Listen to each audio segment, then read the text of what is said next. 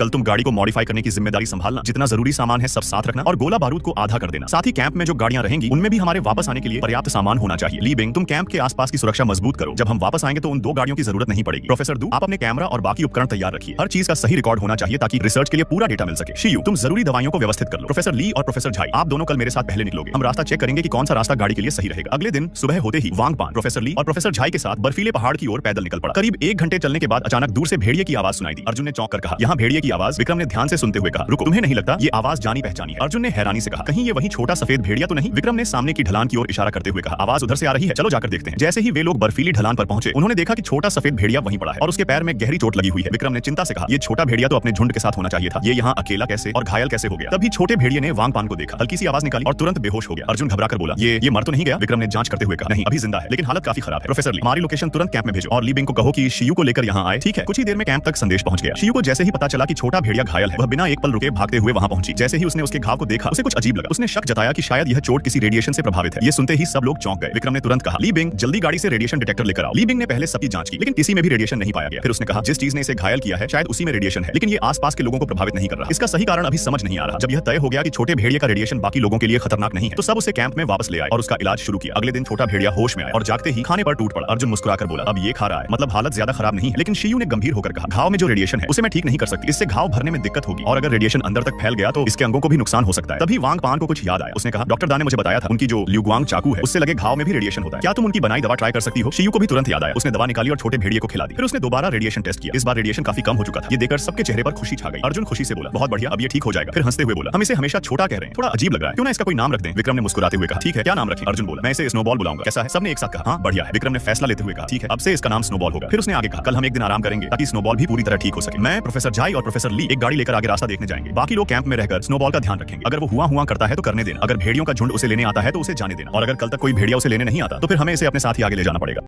अंधेरी रात, बर्फ से ढकी खामोश वादियां और एक ऐसा रहस्य जो अब धीरे धीरे सामने आने वाला है, जहां हर कदम पर खतरा है और हर आवाज के पीछे मौत छुपी हो सकती है। टीम अब उस सच्चाई के करीब पहुंच चुकी है जिसे समझना आसान नहीं। एक रहस्यमयी गाड़ी जो जमीन के नीचे होने के बावजूद खुद चल रही है, एक छोटा सफेद भेड़िया जिसके अंदर छुपा है कुछ अनोखा, और एक ऐसी ताकत जो इंसानों की समझ से बहुत परे है। क्या ये सब सिर्फ एक इत्तेफाक है या फिर इसके पीछे छुपा है कोई खतरनाक सच? क्या टीम इस रहस्य को सुलझा पाएगी या खुद ही उसका शिकार बन जाएगी? जानने के लिए बने रहिए हमारे साथ, क्योंकि शुरू हो चुका है पार्ट 3, असली खेल।